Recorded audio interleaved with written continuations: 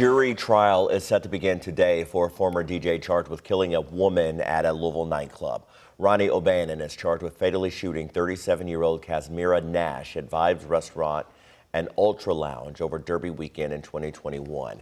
Oanon is a former DJ for Jack Harlow. He's facing several charges, including murder and tampering with physical evidence. His trial is set to begin at 10 o'clock this morning.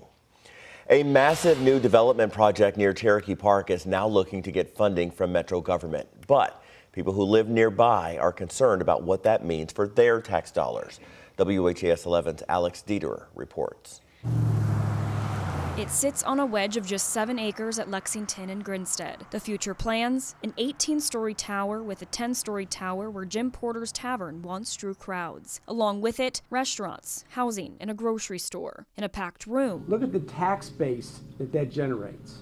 Did that come from taxpayer money? Over 30 people showed up to a public hearing about a special taxing district called a TIF. It would pump tax money back to the developers to help fund the project. We believe the developer should pay for his own project and get his own investors. If built according to the current plan, Jefferson Development Group, the Louisville-based developer, would be able to use $114 million in tax dollars over the next few decades. I supported the rezoning for the project when I was on Metro Council, but I think the developer should pay for it and not the taxpayers. 24 people took the podium to voice their opinions. All but 3 were against. The people who live around there don't want it, so please don't use our tax money to pay for something that we don't want around. The One Park project will affirm our city's commitment to the future of urban development and help us remain competitive to attract and retain economic investment, talent, and visitors. The bottom line at the meeting, keep their tax dollars out of the project. Alex Dieterer, WHAS 11, on your side. As far as next steps go, the Labor and Economic Development Committee is meeting today. If that committee moves forward with a recommendation, the ordinance will need Metro Council approval before going into effect. Now, this project has been in the works for several years now. We've been following it since developers first unveiled plans, and that was in 2016. You can read more about how it's been scaled back and what portion of the project has already been approved on our website, WHAS11.com. We've got an update for you on the house fire that we first brought you as breaking news yesterday morning. We know now that a child and an adult were killed. It started just before 6 at a home on Cecil Avenue near Hale. That's in the Chickasaw neighborhood. When firefighters got there, they rescued 3 people from inside. 2 of them died. A third person, an adult, was taken to a local hospital in critical condition. The fire chief says he believes that fire started around flammable items near a space heater in the living room. We share that tragedy throughout the community, not only from our side, from the emergency responders, from the dispatcher that took the call that feels a little helpless as they're trying to send units to help, to the EMS members that showed up, to the Metro Police members that help us, and then the firefighters that actually were there, that made the entry, that brought those people out in an attempt to save their lives. It's very, very difficult. It's very painful.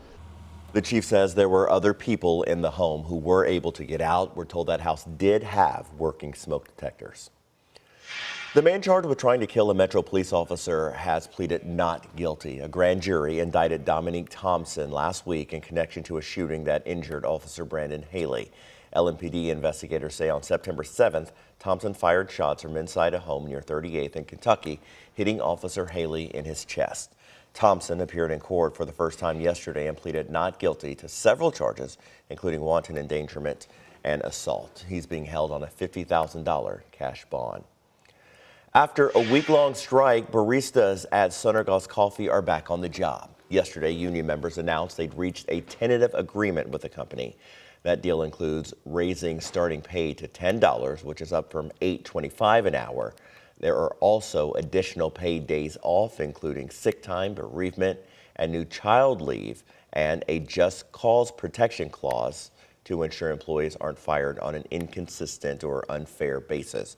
Union baristas will review that tentative agreement this week and vote on approval. All right, Ben, 7 minutes after the hour right now. What's the one thing we should know about today's weather? Yeah, Eric, our weather impacts are mainly north and south of Louisville right now. South, it is foggy here in Elizabethtown. We have a dense fog advisory from Bullitt County and areas off to the south. And then to the north in southern Indiana, we're tracking some of this light rainfall. We'll have more rain chances later today. We'll show you as we look hour by hour with Futurecast just ahead.